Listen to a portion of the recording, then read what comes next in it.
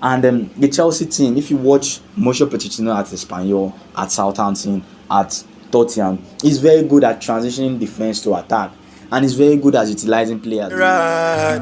Pull up on the roads with.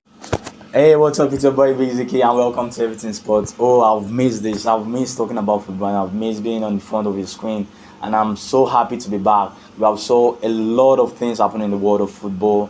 I've been out, but I've been back, and this is one that is going to be special because we're going to delve into the beautiful game of football. We're going to talk about different topics right here. First of all, Mauricio Pochettino to Chelsea. I know Chelsea has been disastrous. They have a terrible season. Even the end of the season award, which will be given at Chelsea, they won't do it this season. But Mauricio Pochettino is coming to Chelsea. And last Chelsea match, we saw Chelsea battered by Manchester United. They were completely battered by Manchester United, 4-1 at Old Trafford there. And we're going to see Chelsea finish their lowest in almost 20-something or 20-something years. And Chelsea, I don't think Chelsea will be in the top 10 in the APL this season.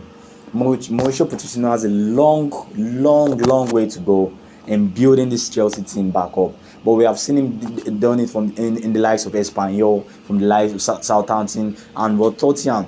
I wouldn't call PSG because at PSG his hands were tight.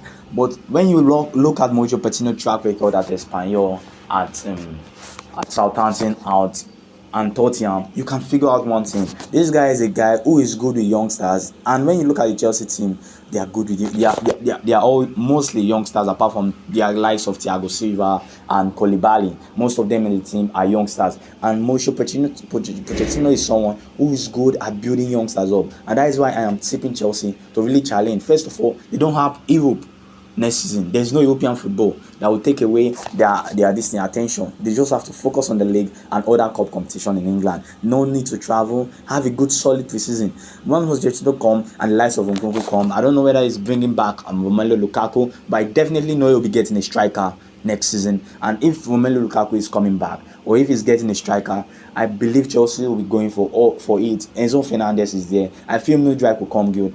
And the Chelsea team, if you watch Mauricio Pochettino at Espanyol, at Southampton, at Tottenham, he's very good at transitioning defense to attack, and he's very good at utilizing players. I want to see what he does with the likes of Conor Gallagher. We saw what he did with Dele Alli at Tottenham. We saw what he did with bringing up brilliant stars from Southampton, the Lallana, the Luke Shaw, and the rest of them. And this is what I want to see in the Chelsea team. I want to see Mauricio Pochettino build back the Chelsea team of old, take them to the Champions League, and let's see what they can achieve next now season. Newcastle United are back to the Champions League, and their celebration from Tennessee and around the globe for all the goddess. And one thing I want to say, now the big battle for Newcastle comes to play. How will they cope with European football and Premier League football? This is the first time Newcastle will be staying in Europe, or will be playing in Europe in almost since 2012. The last time they played in Europe was when they played in the Europa League, and now the last time they played in the Champions League was in 2003, almost 20 years ago. How Eddie Howe has to balance Europe and Premier League football. The bookies have been tipping them to be one of the favourites to compete for the top 4 next season, but it's going to be an uphill task. Let's be frank with ourselves. It's going to be an uphill task. They have to go with their recruitment policy. And one thing special about Eddie Howe, this is his first season in the Champions League. One thing special about it is that he came in when these guys were 19.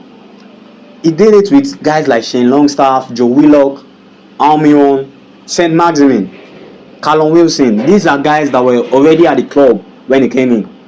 I know that you can talk about Kevin Trippier, Bruno Guimaraes and the rest, but when you look at the starting lineup of Newcastle, you still see the older players before Eddie Howe who have improved tremendously under his tutorship and under his coaching. So the uphill task is for him to get more quality players. He needs to get more quality players into the team, because now you have to balance Champions League football and Premier League football. You have to have a solid starting 11 and a solid bench. You have to have somebody that when you take Bruno Guimaraes off, who is going to replace him. You need to have somebody who is at better quality than Shane Longstaff. You have to have somebody that can compete in the wing for St. Maximin, that can compete with Alexander Isak, can compete with Callum Wilson. They are 5 or 6 signings away from actually competing for a domestic title. I feel that what Eddie Howe should do throughout the summer, him and the board members should look for quality over quantity. Quality signings over quantity. They should go to the market, pick the boys, whether young or old. I don't know what their transfer strategy, but if you have been watching, they have been going for the younger guys, Alanja Isak, Botman, and the rest. If they are going for young players, they should go for quality. Once they go for quality, I tell you, they will be able to compete at this very level. The reason teams like Leicester City fall off, teams like West Ham fall off, is because after doing tremendously well, they fail to back it up in the transfer window. Newcastle now need to back up their tremendous season with a very good transfer. Go into the transfer and look for quality over quantity. I repeat it again, quality over quantity. And then we saw Arsenal losing the title. That's a heartbreak because at the start of the season I tipped Arsenal to actually win the title even before their season started. I tipped them to actually win the title and they lost it to Manchester City. Manchester City have been brilliant. We all know that they have been brilliant and they have been pushing teams aside. They might be heading for a treble, and I can presume when they win this treble, if they are able to complete the treble, they are the best English side in the last 60 years. Because they'll be better than the Man United side of 99 who won the treble. Because they have made more points, and if they can actually do it, it's going to be an uphill task. They have a Manchester derby and have Inter Milan. Inter Milan is no walkover, but if Manchester City are able to do it to win the treble, wow, they are going to be like the best team in England in the last 60 years. That's all I can say. Arsenal, I love their very good crop of players. They need to take this as an extra motivation. When Liverpool lost the league in 2019 and the Champions League, they came back and won it. They came back. They took it as an extra motivation. That's what Arteta needs to be telling his boys right now. They don't need to be dumbfounded and say, okay, we lost it. Okay. Guys like Saka, guys like Odegaard, the guys who are the leaders of the team, this Zinchenko and the rest, these are times that they need to speak into the younger ones. They need to speak into their colleagues and tell them, yes, we competed against one of the very best teams in England in the last 60 or 70 years. And we gave them toe to toe. We pushed them to the limit. Well, more than half of the season, Arsenal were the best team in the league. So if they want to do that again, they have to get into their head and let's get this season out of our head. Second place. A lot of people didn't think Arsenal would make it into the top 4 and they end second. That's tremendous job at Arteta. But now they have to use it as extra motivation in the coming season. Because now they have Champions League football back at the Emirates. They need to use it as extra motivation and start thinking of the big prize. The Premier League, the Champions League. Why not? Inter Milan are in the Champions League final. Why can't Arsenal? Why not Arsenal? Who for me are a better team than Inter Milan at the moment? Arsenal play better football, but they have to back it up with titles. They have to start going for the big prize, start aiming for the big prize. The Premier League, the Champions League, the FA Cup. These are the kind of prizes Arsenal should start dreaming about. And they have the quality of team. Arteta should get a right back, a solid right back, so that Ben White can be an option when it comes to centre back playing. They also need to get some reinforcement down the wings, the Arsenal need to have a striker. I have been saying it from the beginning. Gabriel Jesus is a fantastic footballer, but Gabriel Jesus cannot guarantee you 25-30 goals a season. Arsenal need to have that kind of player that can guarantee them 25-30 goals a season. They can go for. They have been linked to the likes of Blagovic. They have been linked to other guys.